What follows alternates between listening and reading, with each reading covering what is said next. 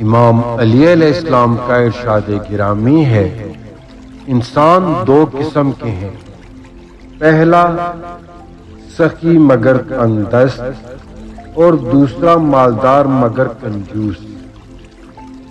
یعنی امام علیہ السلام نے انسانوں کے دو مختلف کردار بیان کیے ہیں۔ کچھ لوگ خود مالی طور پر کمزور ہوتے ہیں لیکن پھر بھی دوسروں کی مدد کرنے اور دینے کا جذبہ رکھتے ہیں۔ یہ لوگ اللہ کے نزدیک زیادہ قدر و منزلت رکھتے ہیں، جبکہ کچھ لوگ مال و دولت کے مالک ہوتے ہیں مگر بخل کرتے ہیں اور دوسروں کی مدد نہیں کرتے، اس لیے ان کی دولت بھی حقیقی بھلائی کا سبب نہیں بنتی۔ یعنی اصل فضیلت مال میں نہیں بلکہ سخاوت اور دوسروں کی مدد کرنے کے جذبے میں ہے۔